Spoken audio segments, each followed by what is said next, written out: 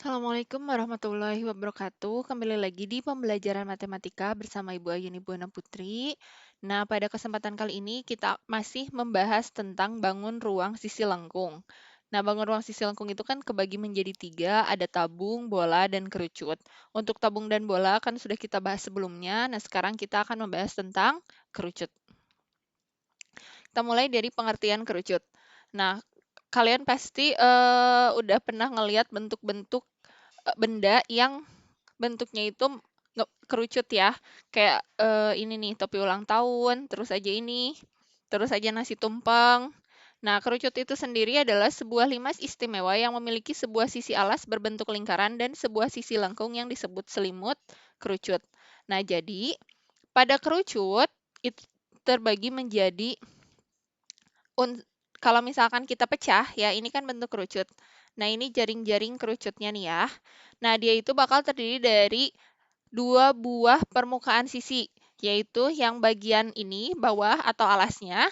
Nah, yang bagian alas I-nya itu dia kan berbentuk lingkaran. Nah, kemudian yang bagian atasnya ini dia nah ya, ini itu bukan segitiga. Kalau segitiga mah bawahnya lurus. Nah, tapi kalau misalkan ini kan bawahnya ngelengkung. Nah, kalau gambar ini disebutnya juring lingkaran. Nah, jadi di sini alasnya pertama berbentuk lingkaran, terus yang kedua yang atas ini atau disebut dengan selimut kerucut. Dia berbentuk juring lingkaran. Nah, kemudian kerucut juga mempunyai satu buah titik sudut, yaitu di sini nih. Ini titik sudutnya. Nah, kemudian dia juga mempunyai satu buah rusuk. Nah, ini itu bukan rusuk ya. Garis yang ini dia bukan rusuk nih. Yang garis yang miring ini nih. Dia bukan rusuk. Itu adalah garis bantu. Rusuknya itu yang ini. Garis lingkaran ini nih. Kalau misalkan masih ada yang nggak kebayang. Nah, di sini, nah sebenarnya kan kalau gambar aslinya itu nggak ada kan, garis di pinggir ini tuh nggak ada. Ini itu cuman garis bantu doang buat kita ngegambar kerucut. Nah, yang dimaksud dengan rusuk itu yang ininya. Yang garis lingkaran ininya. Nah, kemudian kalau kita perhatikan, nah di sini kan pada rusuk juga sama ya. Dia memiliki yang namanya jari-jari. Nah, ini ya jari-jari. Terus dia juga ada yang namanya tinggi. Yang tinggi itu yang ini, yang dari atas, garis tegak dari atas sampai ke bawah itu namanya tinggi. Nah, terus ada juga di sini ada garis bantu atau disebut dengan S. S ini merupakan garis pelukis. Ya, Ibu lupa nyantumin di bawah. Jadi S ini adalah garis pelukis atau garis bantu. T-nya itu tinggi, R-nya itu jari-jari.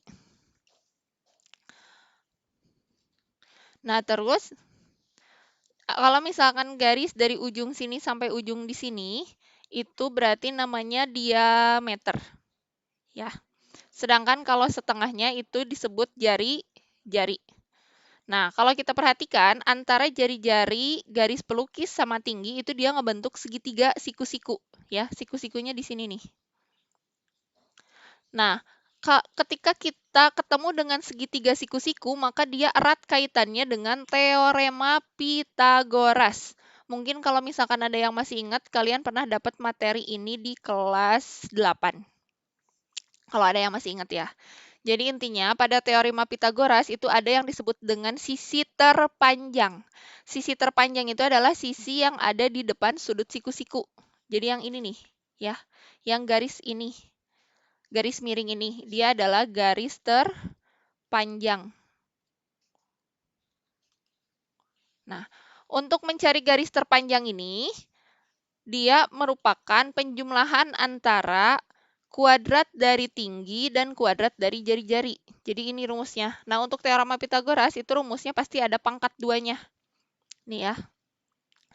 Jadi untuk mencari nilai S ini, dia T pangkat 2 ditambah R pangkat 2. Nah, sedangkan untuk mencari T atau mencari R itu berarti S itu kan tadi ditambah. Nah, berarti untuk mencari T sama R ini kan garis yang pendek ya. Berarti dia dikurang. Jadi untuk mencari T pangkat 2 itu sama dengan S pangkat 2 dikurangi R pangkat 2. Sedangkan untuk mencari R kuadrat itu berarti S kuadrat dikurangi T kuadrat. Nah, misalkan jika diketahui R sama dengan 3, jari-jarinya sama dengan 3 cm, dan tingginya sama dengan 4 cm, berapakah nilai S? Nah, berarti kita pakai rumus yang keberapa? Ke 1, ke 2, atau ketiga?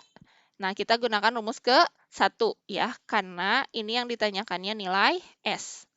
Jadi kita tulis S pangkat 2 sama dengan T pangkat 2 plus R pangkat 2. Biasakan rumusnya harus selalu ditulis, kita masukin nilai T-nya 4, S pangkat 2, T-nya ganti sama 4, pangkat 2 dari mana 4? Ini ya, T-nya sama dengan 4. Ditambah R, R-nya 3 pangkat 2. Dari mana? Ini nih, R sama dengan 3.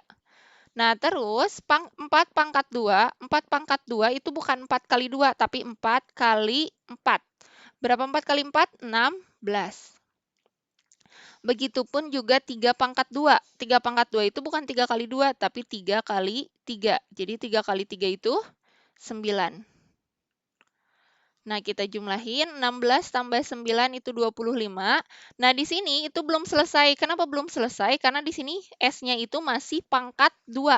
Sementara S-nya itu harus S aja, nggak ada pangkat 2-nya. Nah, cara ngilangin pangkat 2-nya, itu 25-nya kita akarin. Ya. Jadi pertamanya kita tulis S2, S2, S2, S2. Nah, setelah muncul akar, S-nya udah yang hilang pangkat 2-nya, tinggal S aja. Nah, cara nyari akar 25 itu bukan 25 bagi 2 ya, tapi kalian cari berapa kali berapa yang hasilnya 25, yaitu 5 kali 5. Jadi akar 25 itu 5. Nah, jadi di sini. Nah, kemudian misalkan di sini.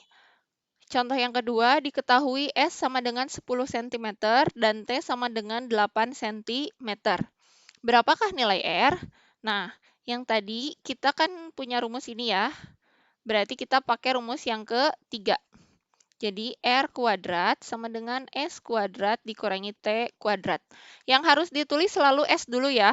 Kalau enggak nanti hasilnya negatif. R kuadrat sama dengan 10 kuadrat. Ini S-nya sama dengan 10. Dikurangi T kuadrat 8 pangkat 2. Ini nih T-nya 8. Nah, sekarang kita hitung 10 pangkat 2 itu artinya 10 kali 10 sama dengan 100. Nah, 8 pangkat 2 itu artinya 8 kali 8 sama dengan 64. Nah, kita tulis di sini 100 dikurangi 64. Jadi R pangkat 2-nya sama dengan 36.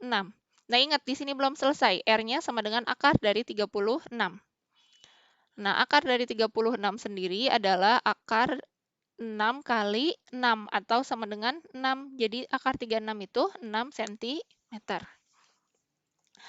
Nah, untuk materinya sampai di sini aja dulu. Kita belum memasuki ke luas dan volume. Jadi kalian belajar dulu mencari jari-jari, garis pelukis, dan tinggi. Untuk luas dan volumenya, kita akan bahas di pertemuan berikutnya. Nah, jika ada yang masih belum mengerti, silakan tanyakan melalui WhatsApp pribadi atau melalui grup. Kalau misalkan sudah, silakan kalian kerjakan latihannya. Kemudian, jangan lupa ditulis materinya ya. Kerjakan latihannya di buku tulis ya, beserta caranya. Selamat belajar.